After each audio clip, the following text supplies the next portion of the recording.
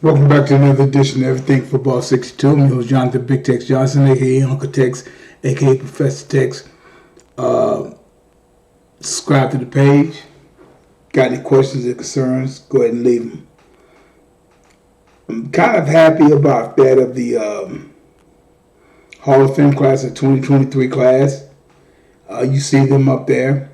Rondé Barber, Don Coryell, Chuck Howley, Joe Klecko, Darrelle Revis, Ken Riley, Joe Thomas, Zach Thomas, as well as DeMarcus Webb.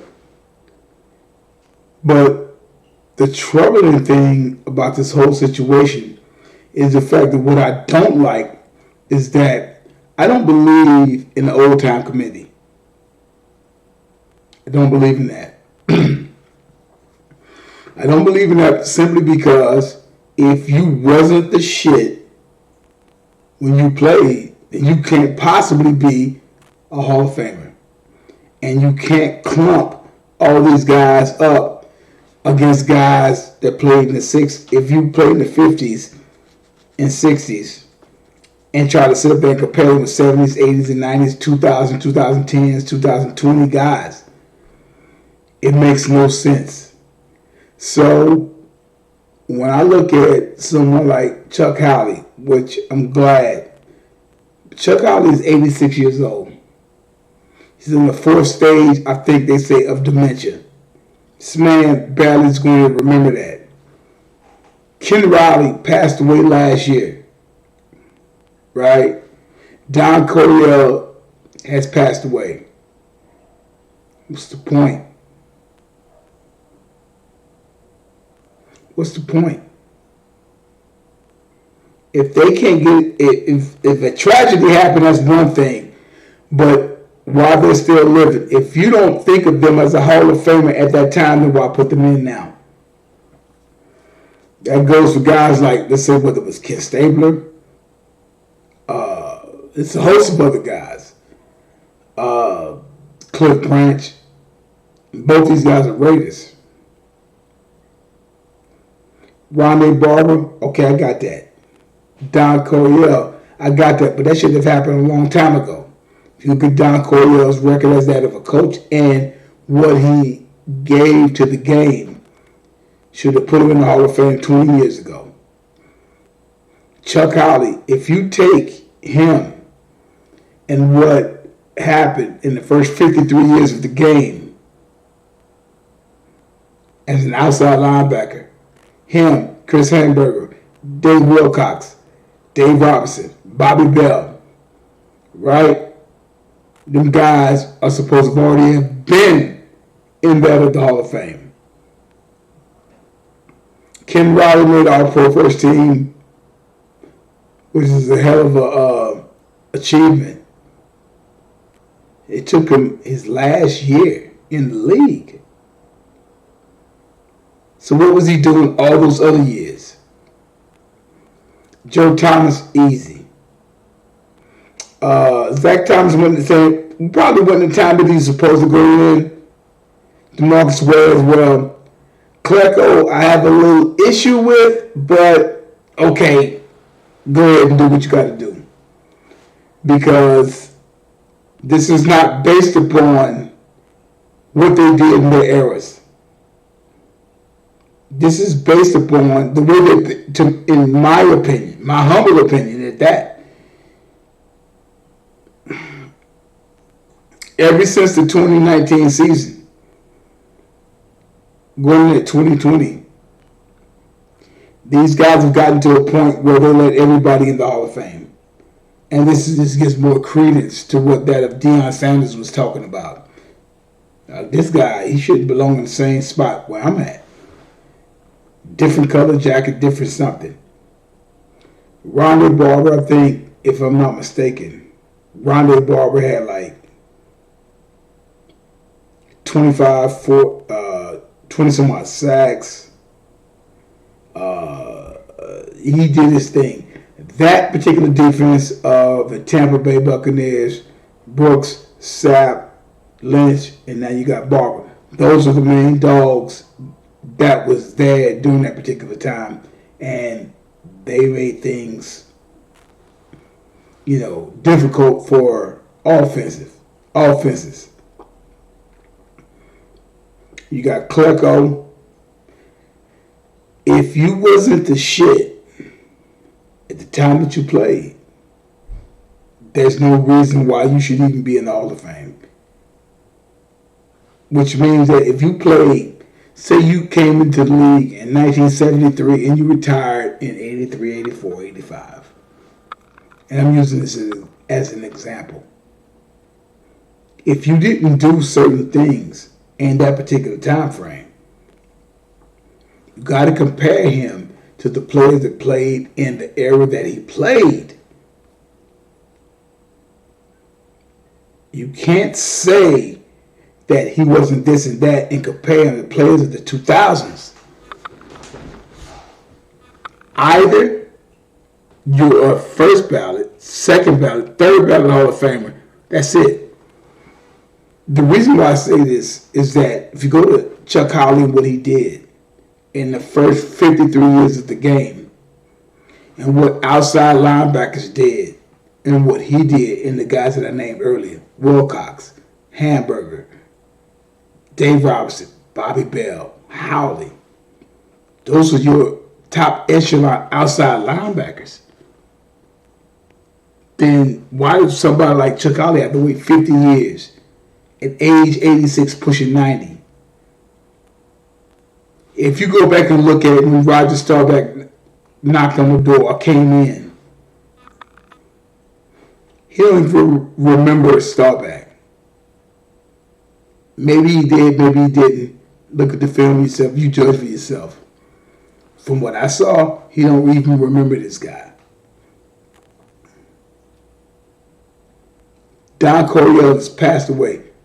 Ken Riley passed away between the last couple of years, and his son came on. You go back, Gene Heckerson, and this is what got me on this, was a guard from that of 19 in the 50s, right? And I remember from 58 to 73. His time frame, he didn't start really making Pro Bowls and All Pros until he was 29 years old, which goes back to Jim Brown's era, obviously. And I remember them wheeling him because he was in a wheelchair. This guy don't, and he don't remember this stuff. He doesn't know this stuff. He passed away about a year or so after, probably that year, when he went to the Hall, when he was inducted in the Hall of Fame, 2007, 2008. What joy does he get from that? If you haven't made it in that particular time frame, and Hickerson was a 6-time Pro Bowler and 3-time All-Pro, you look at the time that he played, from 58 to 1973. If he wasn't that, then what was he? If he wasn't a top echelon player in the game from that time frame, with all those guys, whether it was all of the offensive linemen in the late 50s, because his time frame is late 50s throughout the 60s, 73.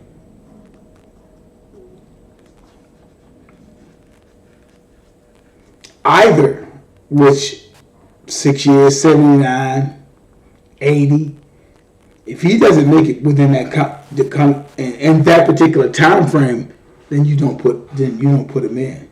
You can't put them in and feeling sorry for them to an extent. And what I mean by that is not about feeling sorry for them. It's like either this guy, either he was the shit at that time, either he was one of the top guards, tackles, offensive linemen at the time, like somebody like a Joe Thomas.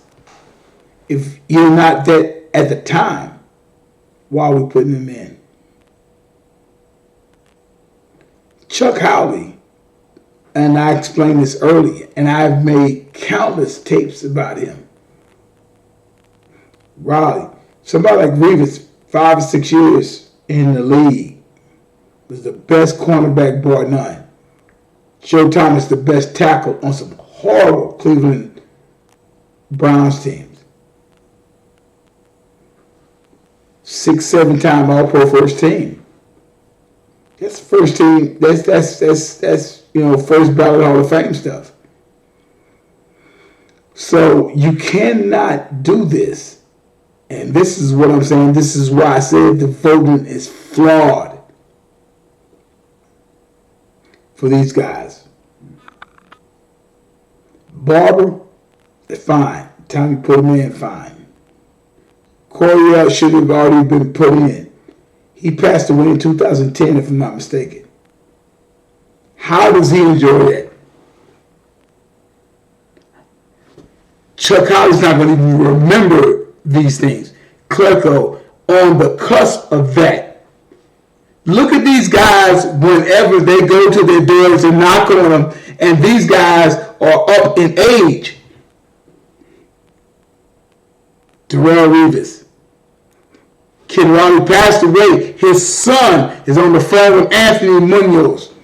Who, if you go back to Anthony Munoz, there's no question that he was that of one of the top tackles who ever played the game. Joe Thomas, Zach Thomas, DeMarcus Ware. All these guys still have their faculties with them, and some of these other guys don't have that. It's not right. Either they were or they wasn't.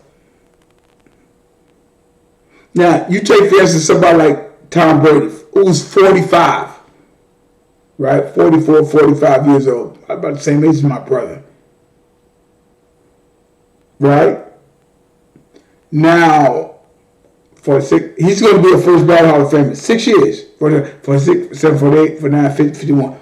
He'll probably be 51 years old, which is still young to an extent.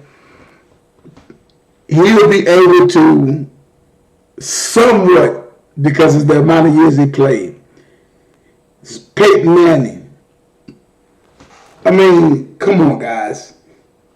The Hall of Fame has to do better than this. These men fought in these wars of football, of the NFL. And they don't get to reap the benefits of them to thank coaches, players, GMs, and whomever they want to thank, because they no longer really remember what went on, because in a lot of cases those guys' brains have turned to mush because of the game. So it's a bittersweet thing that the way I look at the 2023 class and any other class, either you've done it or you haven't. You put Klecko in, you got to put Gastineau in. I was talking to somebody about that earlier. Ken Riley, fine player, but one All-Pro nod, no Pro Bowls. Come on, man. But guys like Thomas,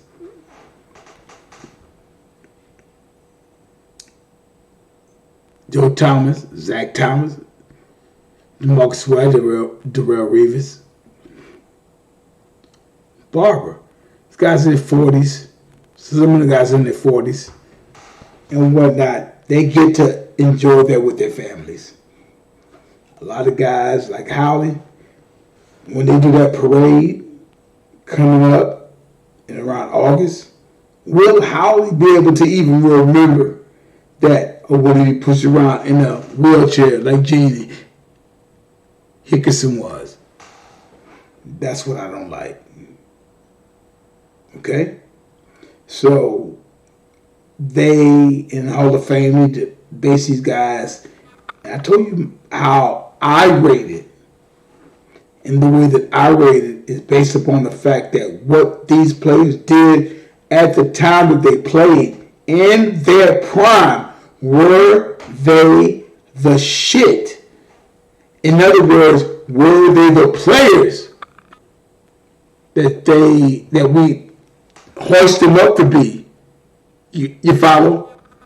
Were they those players? In a lot of cases, they were.